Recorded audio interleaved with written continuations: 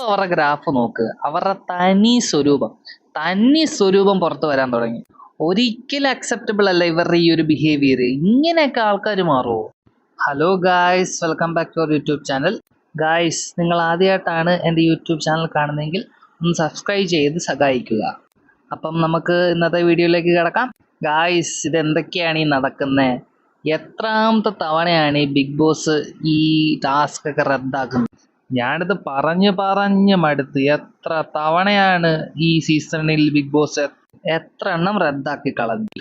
ഇന്നലെ അനീഷ് ചെയ്ത പരിപാടിയിൽ ഞാൻ ഒട്ടും യോജിക്കുന്നില്ല. കാരണം പുള്ളി വല്ലാണ്ടങ്ങ് സെൽഫിഷ് ആയിപ്പോയി, വല്ലാണ്ടങ്ങ് പ്രൊവോക്ക് ആയിപ്പോയി ഇന്നലെ. ഇത് കഴിഞ്ഞ ടാസ്കിനായിരുന്നെങ്കിൽ കുഴപ്പമില്ലായിരുന്നു. കാരണം കഴിഞ്ഞ ടാസ്കിൽ പുള്ളി ക്ഷമിക്കാൻ പറ്റുന്നിട്ട് മാക്സിമം ക്ഷമിച്ചിട്ടാണ് അങ്ങ് വിട്ട് കളഞ്ഞത്. പക്ഷെ ഈ തവണ അങ്ങനെയല്ല, പുള്ളി പ്രൊവോക്കായി, വല്ലാണ്ടങ്ങ് പ്രൊവോക്കായി. എനിക്കും കിട്ടണ്ട, വേറെ ആർക്കും കിട്ടണ്ട, സെൽഫിഷ് ആയിപ്പോയി, വല്ലാണ്ടങ്ങ് സെൽഫിഷ് ആയിപ്പോയി. ഞാൻ ഒരിക്കലും ഓർത്തില്ല അനീഷ് ഇങ്ങനെയൊക്കെ കാണിക്കുന്നത്. കാരണം അനീഷിനൊരു സ്റ്റാൻഡേർഡ് ഉണ്ട്, പുള്ളി അത് വിട്ട് കളിക്കുമെന്ന് ഞാൻ ഒരിക്കലും ഓർത്തില്ല. പക്ഷെ ആ സ്റ്റാൻഡേർഡ് എല്ലാം തെറിപ്പിച്ചുകൊണ്ടാണ് ഇന്നലെ പുള്ളിയുടെ പ്രവൃത്തി. സംഭവം എന്താന്ന് വെച്ചാൽ നമ്മുടെ ബോട്ടിൽ ടാസ്ക് തന്നെ. കഴിഞ്ഞ ദിവസത്തിലെ ബോട്ടിൽ ടാസ്കില് നെവിൻ വല്ലാണ്ട് അലമ്പിയെന്ന് പറഞ്ഞിട്ട് ബിഗ് ബോസ് നെവിനെ അങ്ങ് മാറ്റിക്കളഞ്ഞ് ഏത് ഓറഞ്ച് ടീമിന്റെ ക്യാപ്റ്റനായിട്ട്. എന്നിട്ട് ഓറഞ്ച് ടീമിന്റെ ക്യാപ്റ്റനായിട്ട് നമ്മൾ ഷാനവാസിനെ എടുത്ത്, അതേപോലെ തന്നെ പുതിയൊരു ജ്യൂസും കൂടെ കൊണ്ടുവന്നു, അതായത് മാംഗോ ജ്യൂസ്. അതിൻ്റെ കമ്പനി ഓണറായിട്ട് നമ്മുടെ ആര്യനെ കൊണ്ടുവന്ന്.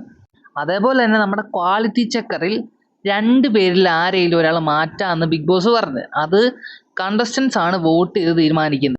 അങ്ങനെ വോട്ട് ചെയ്ത് ഒരെണ്ണം കൂടുതലായതുകൊണ്ട് നമ്മുടെ ജഷ്യൻ ഔട്ടായിപ്പോയി. അപ്പം ബിഗ് ബോസ് എന്ത് ചെയ്ത്, ഈ ജിഷ്യനെയും നെവിനെയും നേരെ അങ്ങ് ജയിലിലോട്ടിട്ട് ബിഗ് ബോസ് പറയുന്നിടം വരെ ഇനി ജയിലിൽ തന്നെ ഇരിക്കുമെന്ന് പറഞ്ഞുകൊണ്ട്.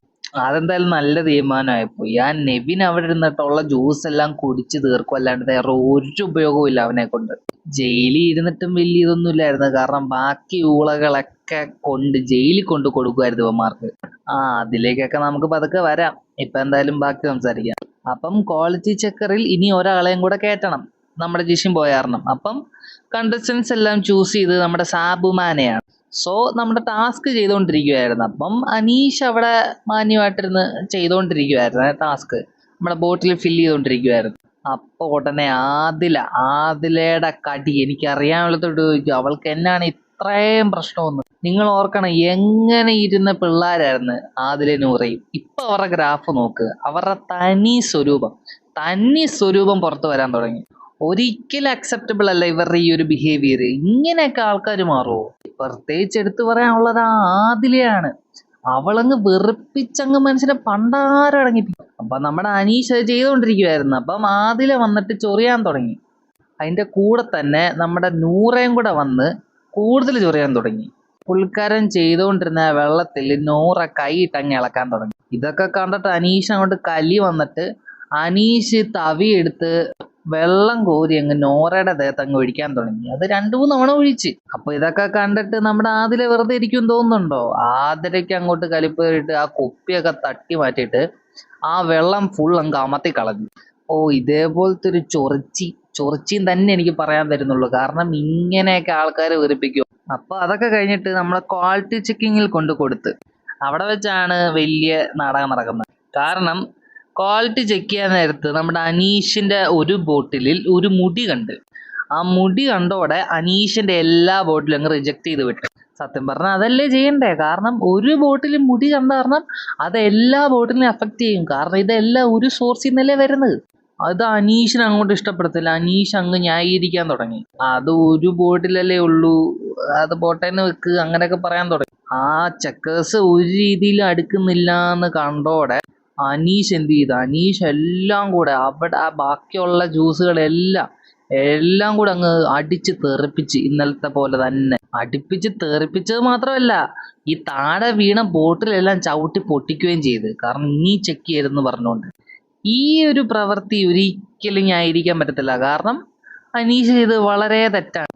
അനീഷിന്റെ തെറ്റാണ് അവിടെ ഒരു മുടി വന്നത്. മുടി വന്ന എല്ലാം റിജക്റ്റ് ചെയ്യാനുള്ള എല്ലാ റൈറ്റ്സും ആ ചെക്കേഴ്സിനുണ്ട്. പക്ഷേ അനീഷ് അത് സമ്മതിക്കത്തില്ല. അത് കാരണം അനീഷ് കാണിച്ച ഈ ചെറ്റത്തരം വെറും കോമാളിത്തരം എന്ന് എനിക്ക് പറയാൻ പറ്റും. നമ്മൾ എന്തിനൊക്കെ അനീഷിനെ സപ്പോർട്ട് ചെയ്തിട്ടുണ്ട്, പക്ഷെ ഇതിന് മാത്രം ഒരിക്കലും സപ്പോർട്ട് ചെയ്യാൻ പറ്റത്തില്ല. ഇത് കാണിച്ചത് വളരെ തെറ്റാണ്. അപ്പൊ ആകെ പാസ്സാക്കിയത്, അതായത് ക്വാളിറ്റി ചെക്ക് ചെയ്ത് അപ്രൂവ് ചെയ്തത് ആര്യന്റെ 2 ബോട്ടിലായിരുന്നു. ആര്യൻ ഈ ടാസ്ക് സത്യം പറഞ്ഞാൽ മാന്യമായിട്ട് കളിച്ചേട്ടോ, അതെനിക്ക് പറയണം. ആര്യൻ വേറെ എന്തൊക്കെ കുൽസിത പരിപാടി കാണിക്കുന്നുണ്ടെന്ന് പറഞ്ഞാലും ടാസ്കിൽ അവനൊരു മാന്യനാണ്. ആര്യൻ നല്ലപോലെ തന്നെ കളിച്ച്, അത് പറയാണ്ടിരിക്കാൻ മേല.